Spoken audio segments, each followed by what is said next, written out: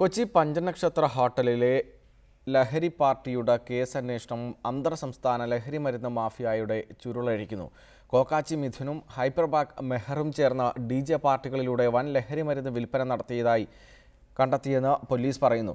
ഇവരുടെ ഗോവയിലെ കണ്ണിയെ കണ്ടെത്താൻ പോലീസ് സംഘം ഗോവയിലേക്ക് തിരിച്ചു. കൊച്ചി പാലാരിവട്ടം ബൈപ്പാസിലുള്ള ഒരു കോഫി ഷോപ്പിൽ മയക്കുമരുന്ന് വിൽപ്പനയും ഉപയോഗവും നടന്നിരുന്നതായി പോലീസ് കണ്ടെത്തി. കഞ്ചാവിനെ കോക്കാച്ചിയുടെ സ്റ്റഫ് എന്നും ഹാഷിഷ്, ഹെറോയിൻ തുടങ്ങിയവയെ വെളുത്ത പഞ്ചസാരയെന്നുമാണ് ഇവർ വിശേഷിപ്പിച്ചിരുന്നത്.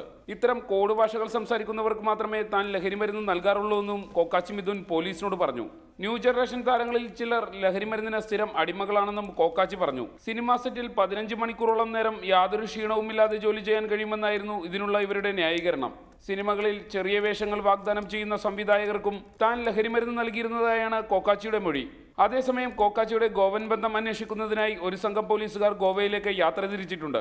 കോക്കാച്ചി മിഥുൻ പിടിയിലായതോടെ ഇയാളുമായി അടുത്ത ബന്ധമുണ്ടായിരുന്ന ന്യൂ ജനറേഷൻ നിർമ്മാതാവും ചില താരങ്ങളും വിദേശത്തേക്ക് പറന്നതായാണ് പോലീസ് നൽകുന്ന വിവരം. സഹിൻ ആന്റണി, റിപ്പോർട്ടർ, കൊച്ചി.